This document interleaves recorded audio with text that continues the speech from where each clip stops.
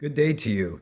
In just over a month, American families will be sitting down all across our nation and celebrating our Independence Day, July the 4th. And during that holiday, many people will be doing the exact same things. They'll be barbecuing burgers and hot dogs. They'll be lighting off fireworks. They'll be flying the American flag. There will be lots of red, white, and blue all around. These are some of the things that we'll be doing because we're Americans. But what does it really mean to be an American? Well, that's what our subject is today as we take on this seventh chapter, the dominant U.S. cultural patterns. And we're going to use value orientation theory to try and understand these patterns a little bit better. But first, let's make a point that we are studying what we consider to be emic knowledge today. That's knowledge that is learned from the inside of a culture, E-M-I-C. It's a new word that you probably learned. And when you have emic knowledge, the rules for your culture are seldom discussed because they are considered to be automatic. They're considered to be true. It's considered to be a given that in America, if a candidate is running for the presidency, he has or she has to end every speech with "God bless you." We don't really discuss that as a rule. We just assume that that's what presidents have to do. Interestingly enough, by the way, in France, religion is more private. And although France is a very Catholic country, the candidates that run for presidencies in France never say, "God bless you" or "God bless France" at the end of a speech, because that is seen to be stepping into the public sphere with a private statement. So it's just a little contrast there between our two countries. Anyway, we're going to study emic knowledge because most of us in this class, if not all of us, are Americans, and we can study America from the inside. And that's different from etic knowledge, E-T-I-C knowledge, and that's knowledge from outside of the culture. So what you know about Mexico, for example, is etic knowledge. All right, so we'll take on the very first part of our history of the United States and try and get at some of the values that came across. And in this very, very early period in our history, pre-1600s, America was made up of indigenous peoples, or what we used to call Indians.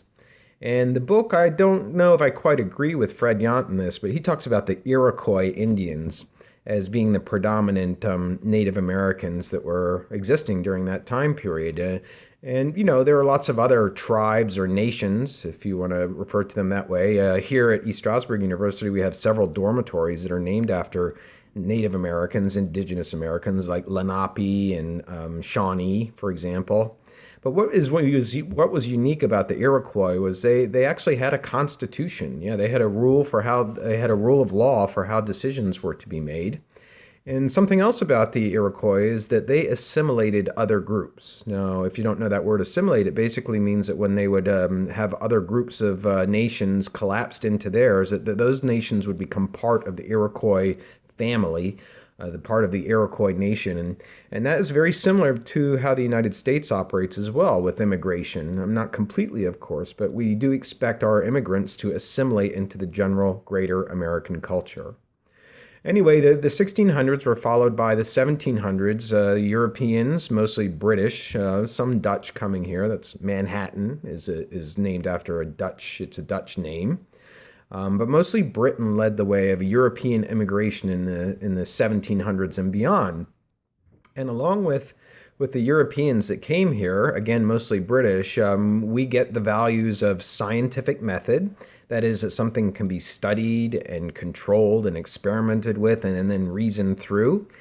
Every time you go to the doctor's office, the doctor goes through a kind of scientific method, looking at your symptoms and then trying to prescribe what is the most probable solution to your problem. It's all based on scientific method. Also coming with the Europeans was the idea of democracy, the idea that everybody, perhaps not everybody, but at least most of the population should have a say in the affairs of how the country is run versus handing over those responsibilities to a few rulers. So we get democracy, and then we also get capitalism, although the American idea of capitalism is really a unique one, and it's grown our economy, and it's allowed us through mostly consumer purchases. I think about 68% of our economy is based on consumer purchases. That means you going to the store and buying toothpaste or whatever.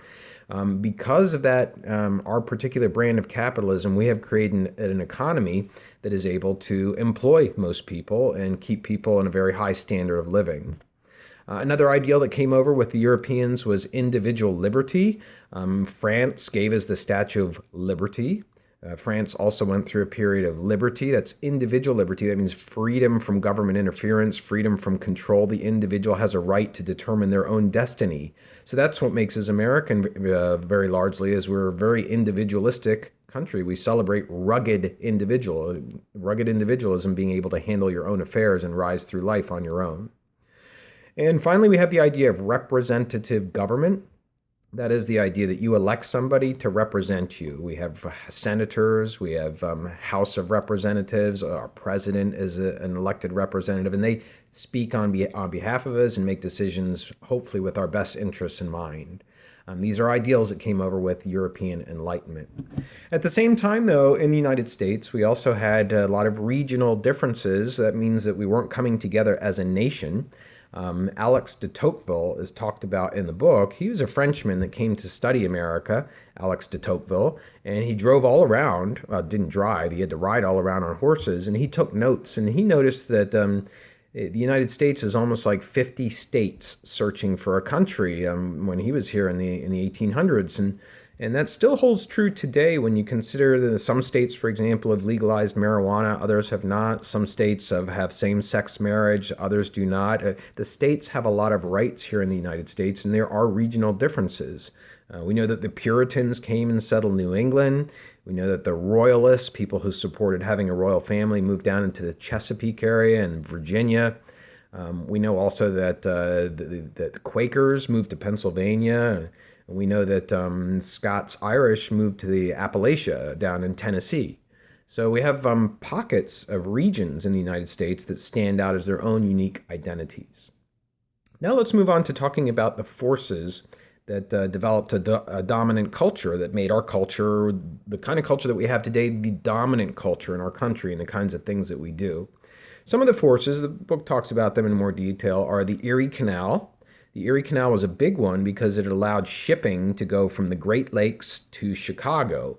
And once you could get goods into Chicago, then you could disperse them through the Mississippi River. And that now you can bring in New Orleans and Memphis, Tennessee, and all the other cities that are down the Mississippi, and then spread out produce or manufactured goods or whatever through this distribution network. But that was key, the Erie Canal, opening up the Great Lakes, because you can sail across the Atlantic and then get into the Great Lakes and then come down to Chicago and distribute things throughout the nation.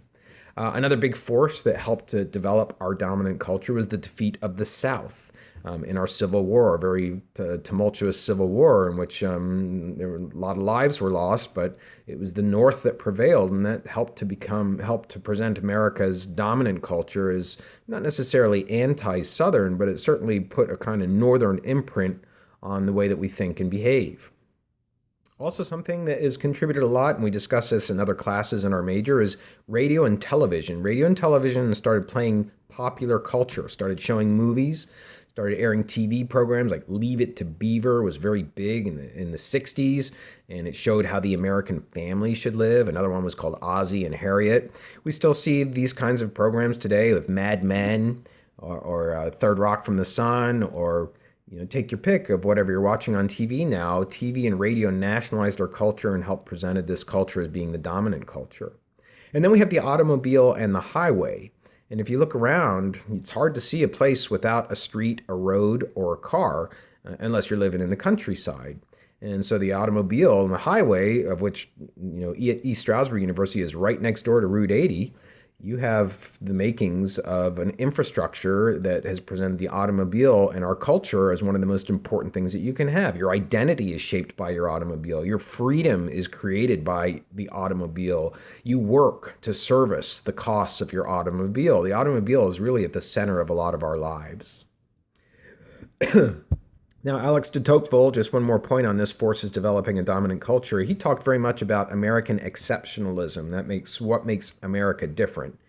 Some people take umbrage with that. They feel that it's elevating, that we're elevating ourselves above other cultures and nations around the world. And some people see it as just a way of describing America as being unique and different from other countries. Now we're going to get into value orientation theory. And the two researchers here for value orientation theory are Kluckholm and Strodbeck. And these people took a look at what were the dimensions of a culture that will expose its values so that you can understand how that culture is different from other cultures. And the way that you have to look at these dimensions is you have to consider how the relationship is between the parts of each dimension. So let me just mention them if I'm starting to sound confusing here. The first one is the idea of the human's relation to nature. You can also consider this to be a worldview. Now, in the United States, most people believe in a God.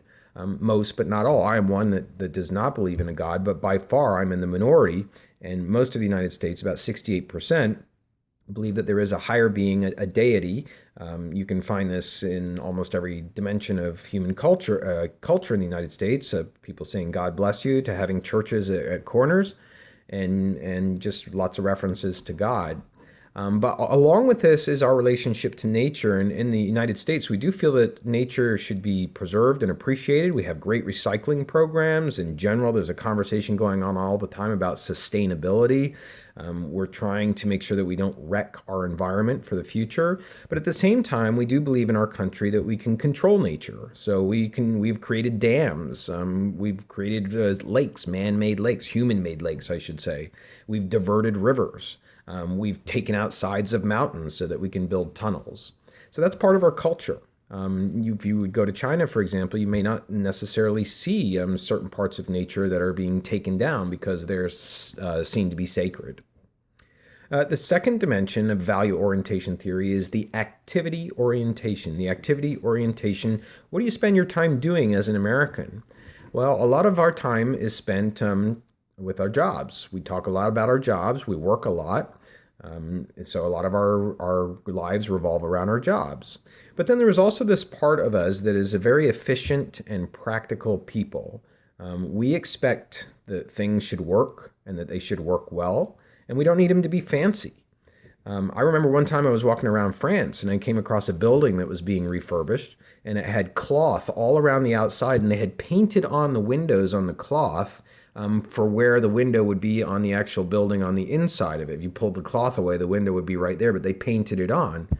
And I said to our tour guide, I said, why did they do that? Why didn't they just refurbish the building and just leave it until it was done and then present it to the public?